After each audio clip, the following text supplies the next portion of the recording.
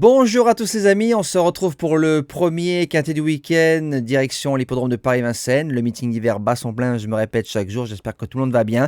Petite erreur sur la vidéo de jeudi, donc quand il y a une erreur, suffit de regarder le commentaire en épinglé en dessous, toujours à suivre, et je rectifie dès que possible. On revient sur la belle journée de mercredi, donc on a fait un tiercé ordre en 6, quartet et quintet des ordres en 6 chevaux, un course par course plutôt bon. On fait 7 simples, la base gagnante qui s'impose, le CDJ placé, le report qui passe, le repéré numéro 1 qui s'impose, le pic 5 à pratiquement 1400 €. On a passé une excellente après-midi. Donc présentation du quintet de samedi.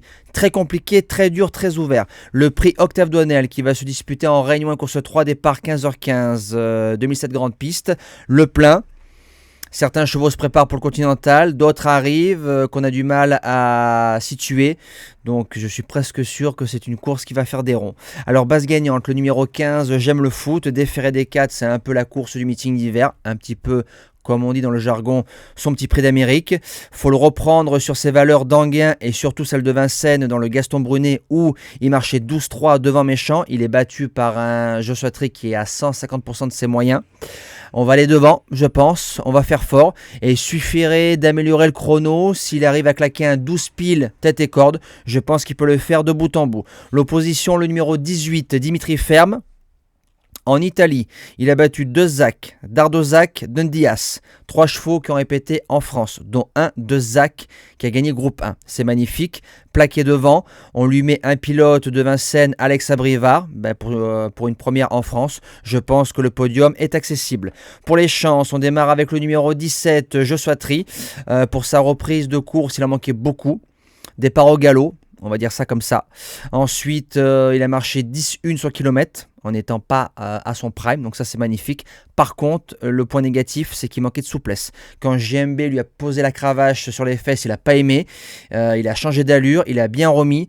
Je pense qu'on va venir... il a dit qu'il va driver fort. Alors j'espère qu'il ne vient pas faire une ouverture. Maintenant, où c'est qu'il faudra le jouer base gagnante? Ce sera dans le Continental.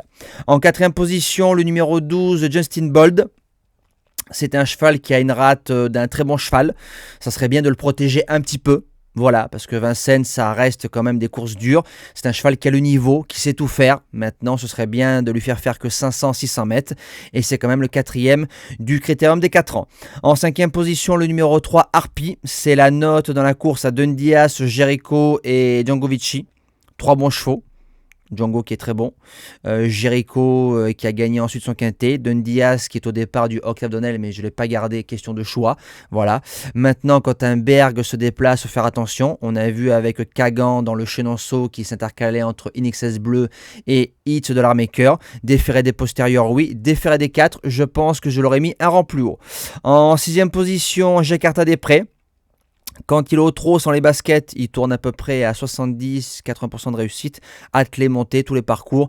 Meilleur parcours de tenue. Rico qui en tire la quintessence. En 8 chevaux, il est indéboulonnable. En 7e chevaux, j'ai mis le numéro 9, Dilucamo.